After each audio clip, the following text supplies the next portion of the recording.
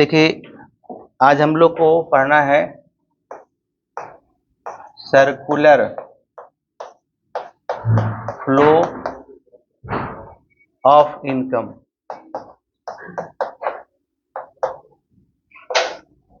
जैसा कि आप जानते हैं कि नेशनल इनकम का 3 पार्ट है। एक पार्ट है जो हम लोग डिस्कस किए, national income and it's related aggregates, जिसमें हम लोग बहुत चीज सीखे, बहुत कुछ सीखना बाकी है। जो सीखना बाकी है उसको हम लोग मेजरमेंट में सीखेंगे। क्या सीखेंगे? मेजरमेंट में सीखेंगे, है कि नहीं? तो बेसिकली एनसीईआरटी बुक्स अगर उठाते हैं तो इसमें बहुत अच्छे तरीके से दिया हुआ है, लेकिन पूरा एलेबोरेट नहीं किया। तो पूरा हम लोग एलेबोरेट करके इसको हम लोग पढ़ेंगे। इसमें बहुत सारे टर्म नया नया मिलेगा, जिसको भी सीखिएगा। सर्कुलर फ्लो ऑफ इनकम में देखते हैं कि हमारी जो अर्थव्यवस्था में है, इनकम कहाँ से आता है, कहाँ जाता है, और ये हमारा किस तरीके से फ्लो ऑफ इनकम होता है। हमारा जो राष्ट्रीय आय हम लोग जो पढ़े, वो एक फ्लो कंसेप्ट, वो अपने आप में एक क्वेश्चन है। तो जब रुपया पैसा नहीं था तो भी एक्सचेंज का काम होता था, लेन देन का काम होता था, ठीक है। उसको हम लोग कहते थे वाटर सिस्टम, मतलब वस्तु विनिमय प्रणाली। क्या बोलते थे? वस्तु विनिमय प्रणाली। तो ये जो हम पूरा का पूरा जो मॉडल आधारित है, एक तरह से एक सर्कुलर फ्लो मॉडल, एक मॉडल है। यूपीएससी वगैरह में जब देते हैं, उसमें सबसे पहला चैप्टर आपके यही है, सबसे पहला चैप्टर यही है कि आप जो है अर्थव्यवस्था की ढांचा क्या है। तो अर्थव्यवस्था की ढांचा को समझने के लिए आपको, जैसे देखो, आप एकदम यहां शुरू करते हैं, ह्यूमन एक्टिविटीज। आराम से समझिए, इसको मानवीय क्रियाएं कहते हैं। ह्यूमन एक्टिविटीज, देखो ह्यूमन, ठीक है,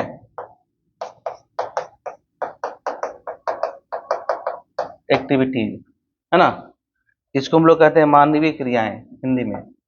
और इस ह्यूमन एक्टिविटीज को 2 पार्ट में किया गया था। कौन किए थे? मार्शल किए थे, ठीक है। अब जो है इसमें देखिए, एक क्या है, इसमें एक आपका जो है, इसको बोलते हैं इकोनॉमिक एक्टिविटीज। ये क्या है?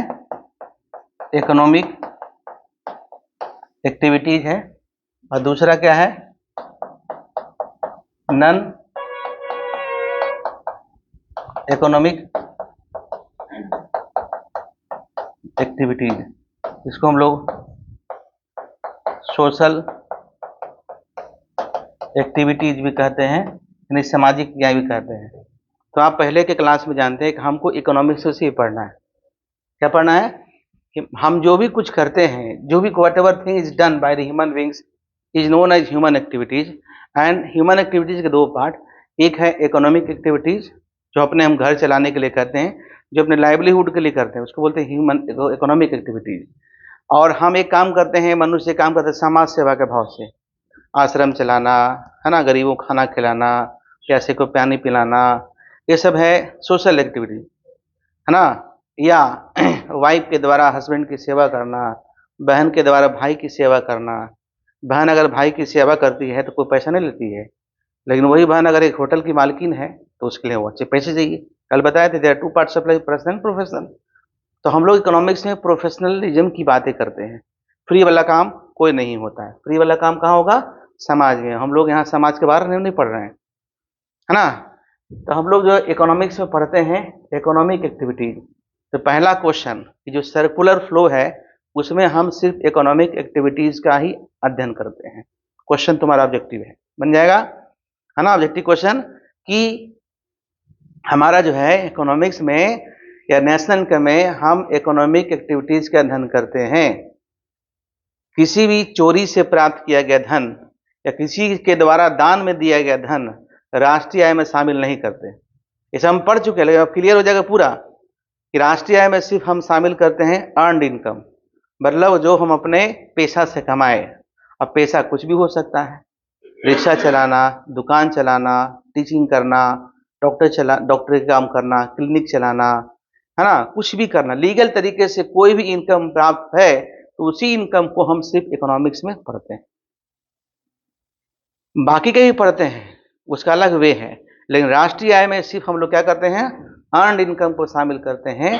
अर्नड इनकम को राष्ट्रीय आय में शामिल नहीं किया जाता। ठोक पे जाकर देख लीजिए, ठीक है। आप जैसे कि मान लिया कि अब इसका कुछ और देख लेते हैं एग्जाम्पल, जैसे कि अब लेते हैं पेंशन। तो पेंशन दो प्रकार का होता है, एक होता है ओल्ड एज पेंशन, एक होता है रिटायरमेंट पेंशन। तो ओल्ड एज पेंशन, कोई बूढ़ा हो गया तो उसको दया खा के पेंशन मिल रहा है, कभी जिंदगी में काम नहीं किया, तो वैसे इनकम को राष्ट्रीय आय में शामिल नहीं करते हैं। लेकिन जिंदगी भर 40 साल 30 साल 25 साल आप नौकरी किए हैं तो उसको बोलते हैं रिटायरमेंट पेंशन, तो उस इनकम लोग राष्ट्रीय आय में शामिल करते हैं, ठीक है। यदि आपके पेरेंट्स ने आपको पॉकेट मनी दिया, वो आपका ट्रांसफर अर्निंग है, वो आपकी इनकम नहीं है, that is not included in national income accounting. कोई आपको गिफ्ट दिया, that is not included in national income accounting. Clear. तो ये सारी चीजों को राष्ट्रीय हम लोग शामिल नहीं करते। क्लियर हो गया। तो एक नोट करते चलना, नोट कर लो।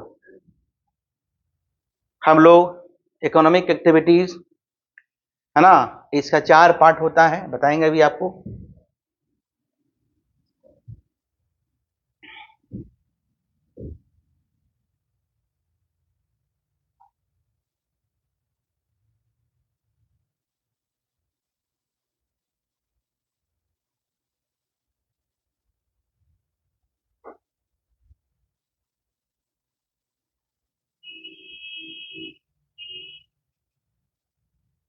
चलिए अब हम लोग देखते हैं, क्योंकि ये बताना जरूरी इसलिए क्योंकि अब फ्लो और अच्छे समझ में आएगा। देखो, अब जो इकोनॉमिक एक्टिविटीज है,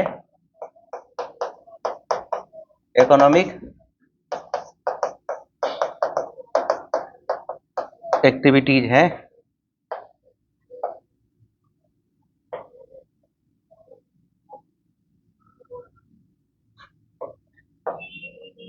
पहला, दूसरा, तीसरा,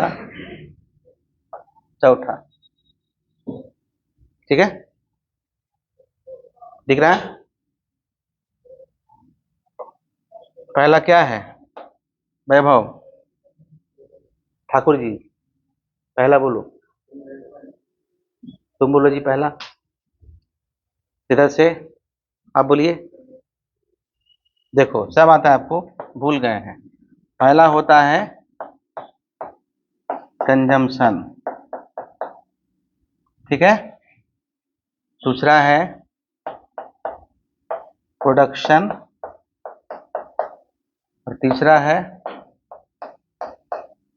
इसे पहले भी पढ़ाए हैं, और फोर्थ में है एक्सचेंज। कंजम्पशन मतलब जब किसी वस्तु को उपयोग करते हैं तो इकोनॉमिक्स से क्या बोलते हैं, कंजम्पशन। प्रोडक्शन और इन्वेस्टमेंट जानते हैं पहले से, हमें ध्यान देना है इस पर, एक्सचेंज पर। अब एक्सचेंज 2 प्रकार का होता है, ठीक है। एक्सचेंज कितने प्रकार का, 2 प्रकार का, ठीक है। देखो आराम से देखिए, पहला और दूसरा। पहला क्या है, वाटर सिस्टम, इसको हिंदी में क्या बोलते हैं, वस्तु विनिमय प्रणाली।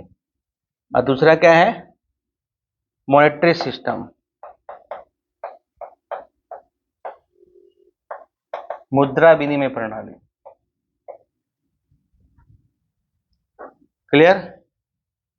वाटर सिस्टम और दूसरा है मॉनेटरी सिस्टम। जैसे कि हम सामान के बदले, समझे पहले घर में नहीं होता था कि कोई सामान लिए तो सामान के बदले अब हम सामान ही लेंगे, वस्तु ही लेंगे, ठीक है। तो goods are commodity are exchange with commodity in this system है। इसमें क्या है कि हम लोग गुड्स के बदले क्या देते हैं, पैसा देते हैं। क्या देते हैं, पैसा देते हैं। क्लियर। तो देखो जो ए है ना, वाटर सिस्टम, वाटर इकोनॉमी कहिए,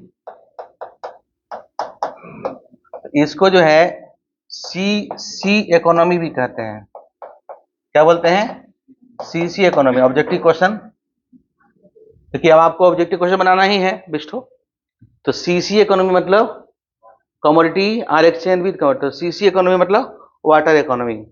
क्लियर?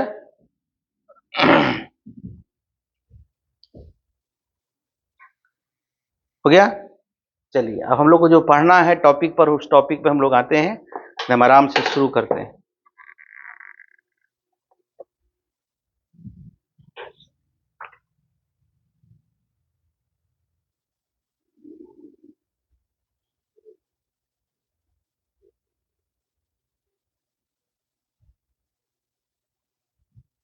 है ना? क्या पढ़ना है? Circular flow of income. क्या पढ़ना है? Circular flow of income. तो लिखिए सर्कुलर फ्लो ऑफ इनकम। क्या लिखेंगे? सर्कुलर फ्लो ऑफ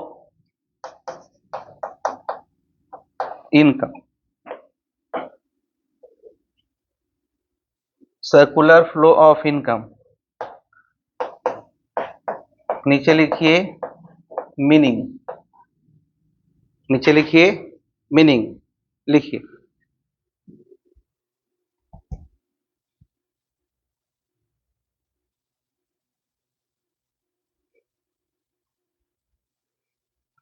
लिखिए the circular flow of income refers to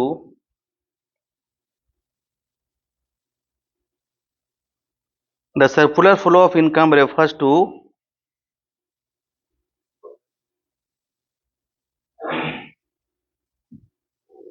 flow of money or flow of goods and services, flow of goods and services across different sector, across different sector of the economy in a circular form, of the economy in a circular form, in a circular form। देखो circular form समझो, जैसे कि यहाँ पे एक लेते हैं house hold. देखो जी, एक लिए हाउस होल्ड और एक लिए फर्म या प्रोड्यूसर। तो यहाँ पे हाउस होल्ड मतलब फैमिली, बताए थे हाउस होल्ड, और एक होता है फॉर्म या प्रोड्यूसर। फॉर्म या, मान लिया हम लोग, है ना, कि यहाँ जो है कोई जो है इस तरह से, ये हाउस होल्ड वाले यहाँ मेहनत करते हैं, अपना सर्विसेज देते हैं, मेहनत करते हैं, तो बदले में से क्या मिलना चाहिए? क्या मिलना चाहिए? पैसा मिलना चाहिए। लेकिन पैसा कब मिलेगा? जब मॉनेटरी सिस्टम होगा तब ना। लेकिन सिस्टम अगर वाटर है तो पैसा अभी नहीं बनाओ, इसको हम आगे बताएंगे अभी आपको। क्लियर? तो अगर वाटर सिस्टम है तो हाउस होल्ड वाले, यानी यहाँ से लोग देते थे, है ना, नौकरी करते थे। और देखते तो पहले के नहीं जो होता था खेत वगैरह में, गांव में, कि लोग खेत जोतते थे, धान लगाते थे, उसके बदले दिन भर खाना, रात में थोड़ा अनाज, थोड़ा सा बना हुआ खाना था, घर में जो बच्चे हैं बूढ़े हैं वो खाएंगे। पैसा नहीं मिलता था, पैसा था ही नहीं, पहले ऐसे ही होता था। अगर इतिहास पढ़ते हैं तो इंडस वैली सिविलाइजेशन पढ़ते हैं ना, तो उसमें वाटर सिस्टम इधर क्वेश्चन पूछता है, तो उसने पूछेगा क्वेश्चन, आगे पूछेगा। लेकिन इकोनॉमिक्स में जो हमारा पढ़िएगा, वाटर सिस्टम प्रिवेल करता था वहाँ। लेकिन जब तुम आप पढ़ते हो थ्योरी, कौन सी theory? Supply creates its own demand, कौन दिए थे? जेबी से। तो वो सिस्टम भी वाटर सिस्टम पे आधारित था। जो क्वेश्चन क्लियर होते जाएगा, यानी कि जो जेबी से supply creates its own demand, that was based on water system, पढ़िए बुक्स में मिल जाएगा। ठीक है? तो पहले एक इसका एक प्रोसेस है, उस प्रोसेस को दिक्कत है क्या? हम इधर आ जाए,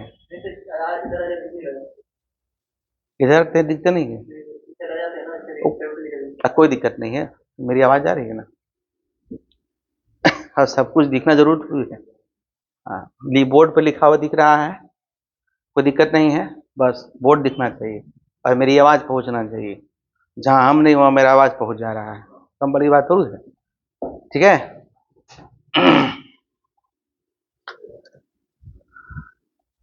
चलो लिखो तो, देखिए प्रिंसिपल्स और reason of circular flow of income. अभी इसको नहीं, इसको बताएंगे बाद में, पहले लिखो। तो थ्योरेटिकल पार्ट में पढ़िएगा जी, अब बीए में पढ़ रहे हैं। प्रिंसिपल और रीजन, प्रिंसिपल और reasons of circular flow of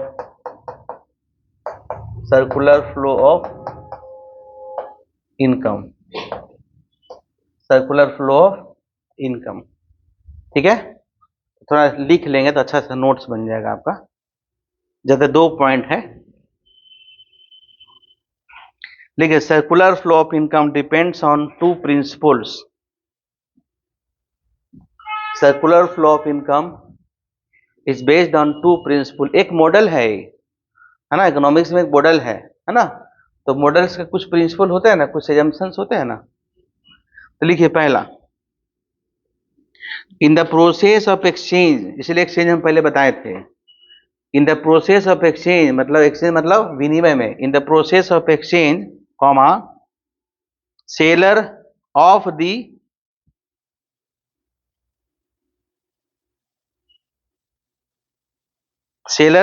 producer gets that money which is spent by the buyers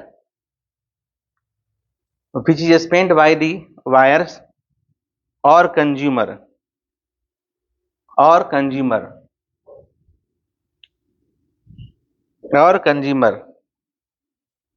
जो खरीदने वाला है या जो खाने वाला है, जो खर्च करता है, तो पैसा कहाँ जाता है? फर्म के पास जाता है, प्रोड्यूसर के पास जाता है।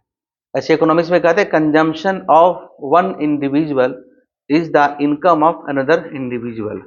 अर्थव्यवस्था में जितना ही कंजम्पशन का पैटर्न होगा, उतना ही अर्थव्यवस्था आगे की ओर बढ़ेगा। जब एग्रीगेट डिमांड एग्रीगेट सप्लाई पढ़ा रहे थे तो देखिएगा जाके, हम पढ़ाए थे आप लोग को marginal propensity to consume, marginal propensity to save, बताए थे ना।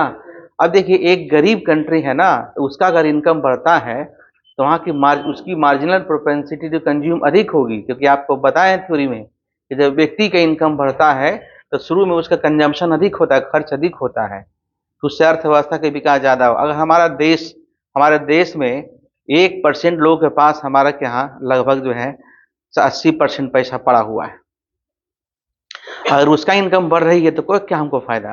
लेकिन अगर एक गरीब किसान का इनकम बढ़े, गरीब लोग का इनकम बढ़े, मजदूर का इनकम बढ़े, तो उससे अर्थव्यवस्था का फायदा होगा। देखते हैं कि मजदूर का इनकम 500 रुपया कमाता, शाम तक सब खत्म है कि नहीं, लेकिन उसके पास इनकम लगातार नहीं होती, इसलिए उसकी ज़रूरतें ज़्यादा होती हैं। उसी तरह से किसी व्यक्ति की नौकरी लगती है तो पहले मंथ में खर्च ज़्यादा होता है क्योंकि उसकी ज़रूरतें अधिक होती है। इसी तरीके से करते करते एक समय के बाद उसकी मार्जिनल प्रोपेंसिटी टू कंज्यूम का घटने लगता, बताया था ना कि शुरू में मार्जिनल प्रोपेंसिटी टू कंज्यूम अधिक होता है, फिर क्या होता है? घटने लगता है। क्लियर? चलो डेट करके लिख लो। Income earned by the producer, income earned by the producer equals the income spent by the consumer. Income earned by the producer equal to income earned by the consumer. Income earned by the consumer. Full stop. दूसरा लिखो,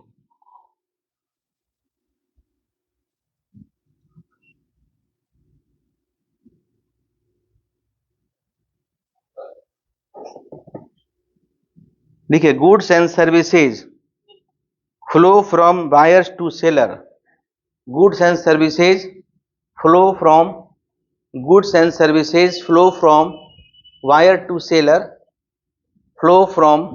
wire to seller, in one direction,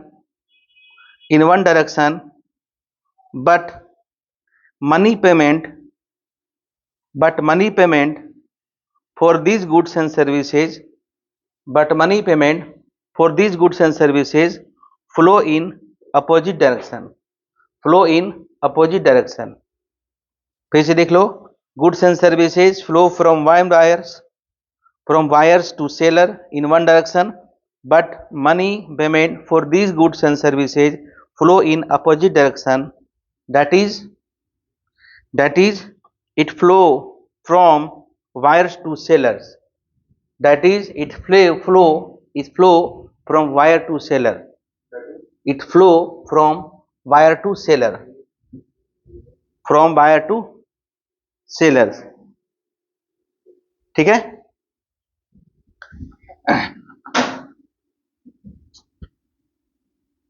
देखो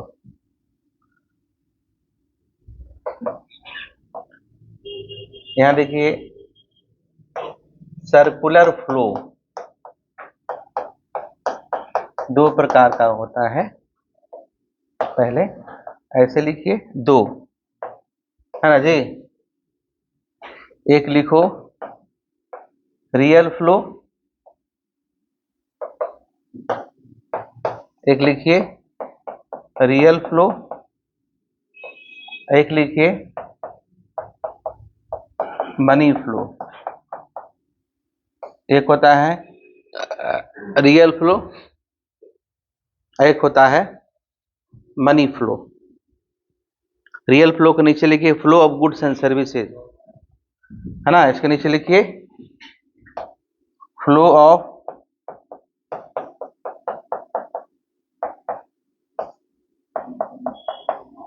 goods and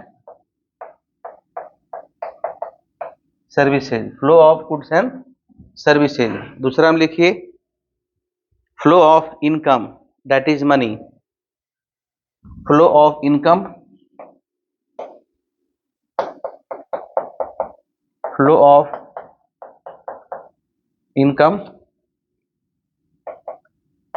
that is money. ऐसे भी और आगे बताएंगे, देखो ये बहुत विस्तार से बताएंगे ना। रियल फ्लो ए वाटर सिस्टम का एग्जाम्पल है, इसमें गुड्स एंड सर्विसेज का एक्सचेंज होता है। और मनी फ्लो क्या है, मनी से एक्सचेंज होता है। जैसे कि मान लो कि एक पेन लिए तो 10 रुपये देना है।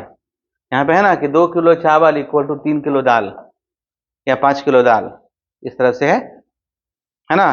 That is based on water system, it is based on monetary system. याद रहेगा ये सब, ऑब्जेक्टिव क्वेश्चन में काम देगा। क्लियर। चलिए अब हम लोग वापस आते हैं, लो लिखिए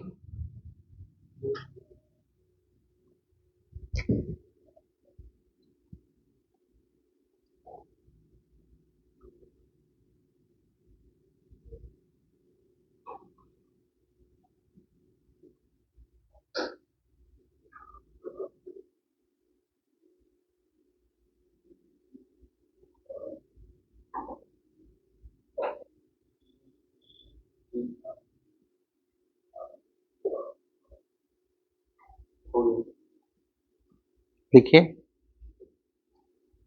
लिखो रियल फ्लो, है ना। लिखिए रियल फ्लो, क्या लिखेंगे, real flow, underline real flow. अब तो समझ गए, रियल फ्लो होगा तो वाटर सिस्टम होगा, इसमें पैसा की बातें नहीं होगा, इसमें सब गुड्स इनपुट बात होगा। क्लियर हो गया।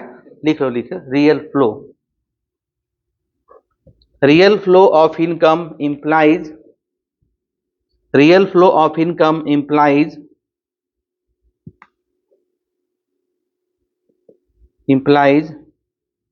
the flow of factor services, the flow of factor services, bracket में लिखिए like land, comma labor, comma capital, etc कर दो, कैपिटल etc एक्सेट्रा, ब्रैकेट बंद।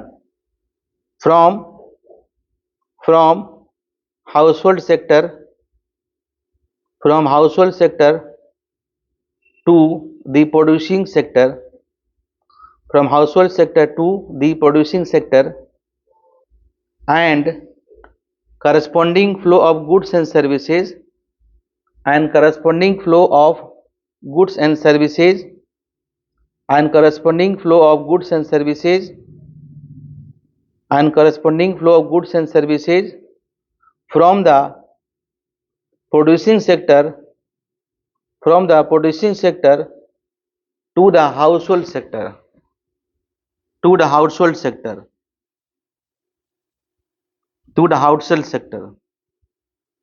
है ना. in other words comma flow of producer refers to the flow of goods and services flow of producer refers to the flow of goods and services and this flow of producer and this flow of product कर दो and this flow of product is termed as real flow. in other words comma लिखे comma flow of producer refers to flow of goods and services and this flow of product is known as real flow. ठीक है. अब लिखिए diagrammatic representation of real flow. देखो diagrammatic representation of real flow बनाए था ना जी, मिटा दिए थे.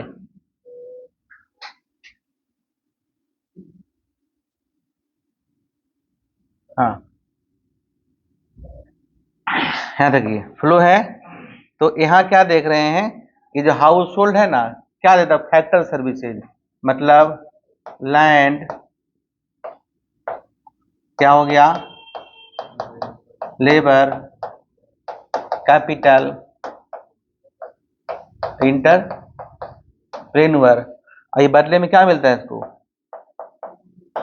गुड्स एंड सर्विसेज मतलब सामान या सेवा मिलेगा पैसा चाहिए नहीं है. ये क्या है बाबू ये है रियल फ्लो. इसको बोलते हैं रियल फ्लो.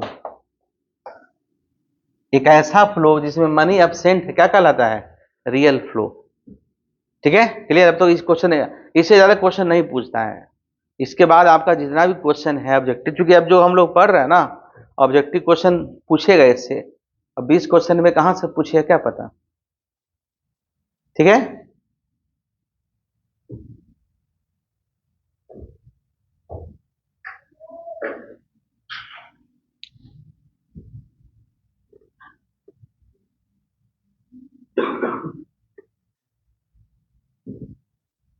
डायग्राम बनाइए.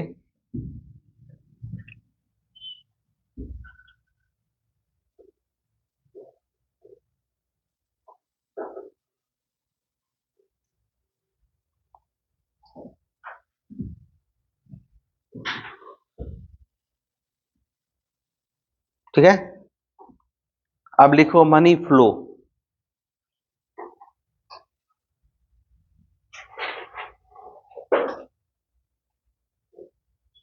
क्या लिखेंगे money flow.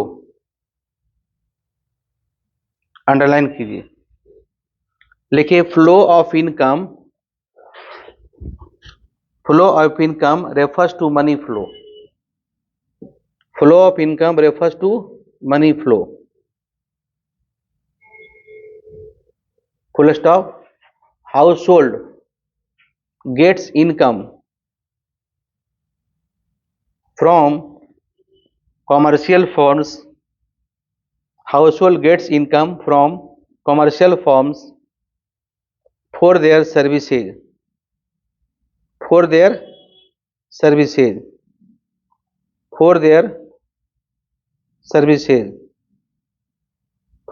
services and firm get income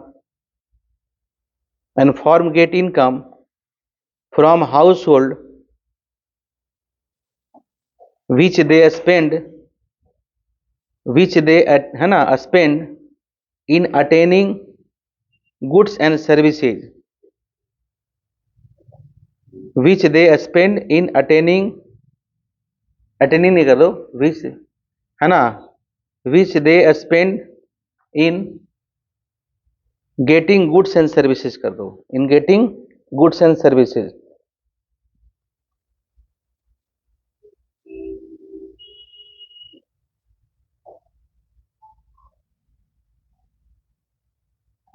ठीक है, और नीचे लिखिए पारा चेंज करके, फिर चित्र बताएंगे। Money flow model shows that money flow model shows that household get factor income, household gets factor income। what is factor income? Bracket में लिखो, फैक्टर इनकम रेंट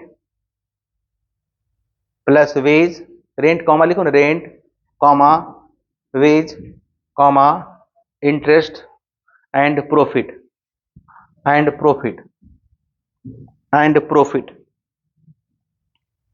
ठीक है, ब्रैकेट बंद कर लो। For providing their services, for providing their services and in return, and in return household sector incurs expenditure, incurs expenditure for acquiring goods and services, for acquiring goods and services, for acquiring goods and services। पहले इसको समझते हैं, फिर आगे हम लोग बढ़ेंगे। देखो जी बोर्ड पे, यहां देखिए बोर्ड पे लिख लो ना, diagrammatic representation of money flow, है ना, diagrammatic representation of money flow.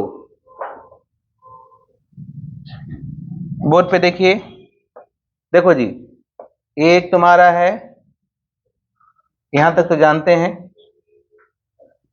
ए मान लिया क्या है, हाउस होल्ड, अरे है तुम्हारा प्रोड्यूसर सेक्टर या प्रोड्यूसर मान लो या फॉर्म। अभी अभी हम बताए थे कि ए क्या देगा, देखो ए इसको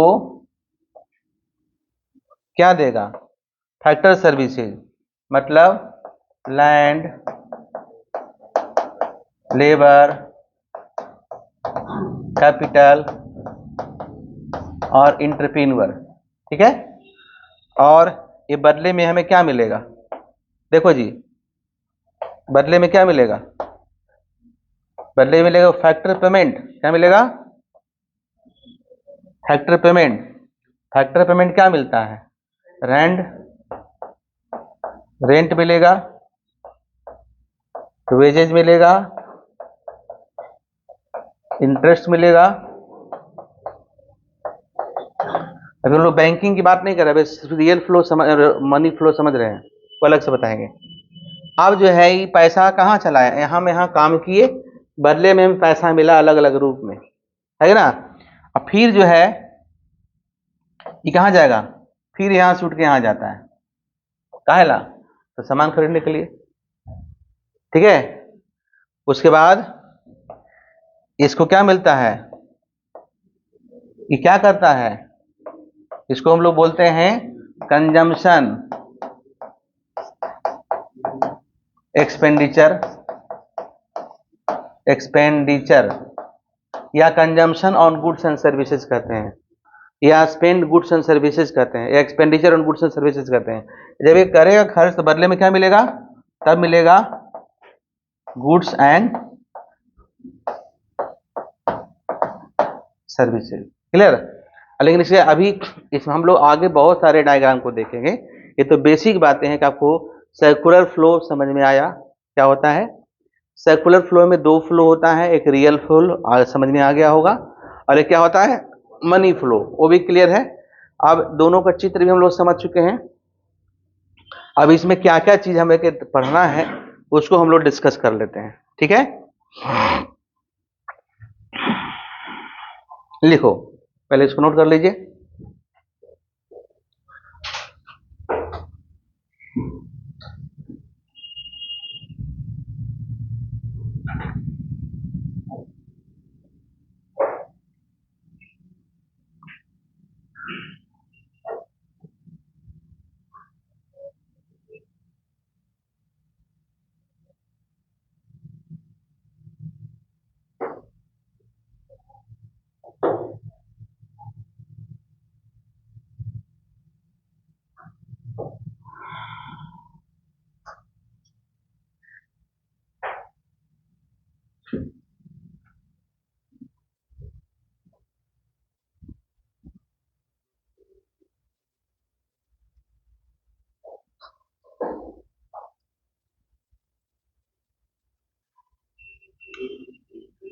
हो गया।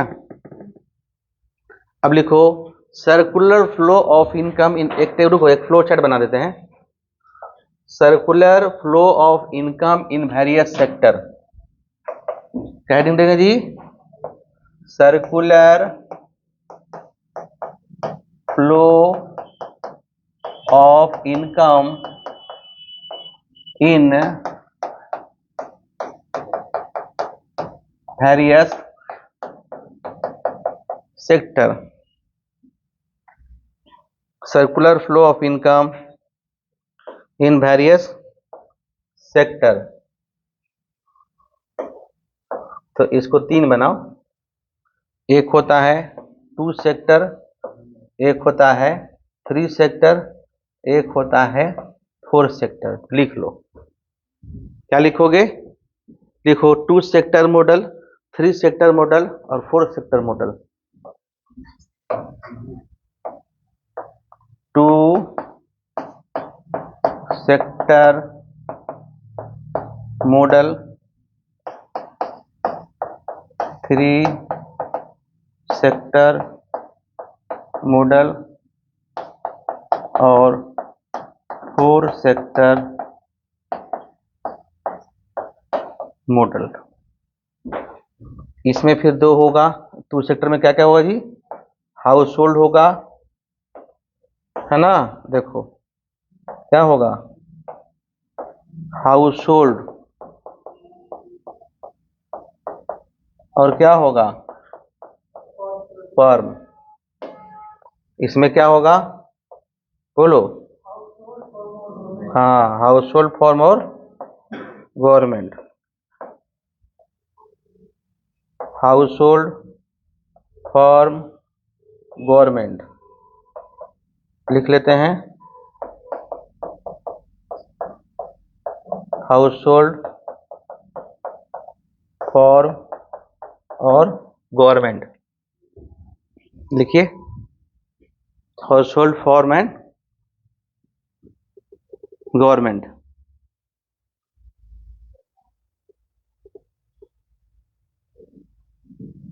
हो गया? इसमें फिर क्या लिखेंगे? देखो इसमें भी बना देते हैं 4।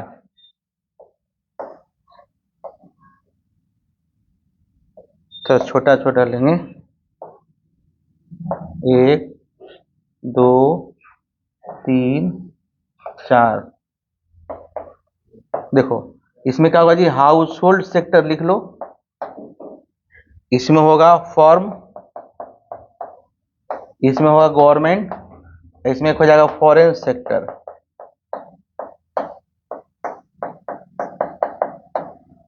क्या होगा? Foreign sector.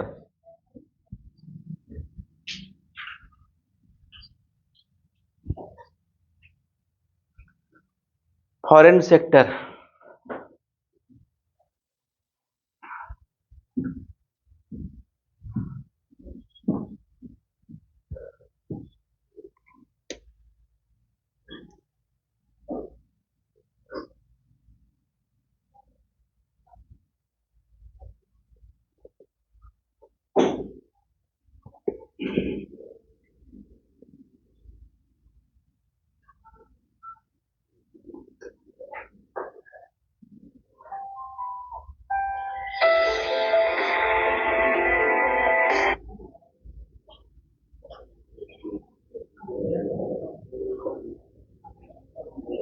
ठीक है?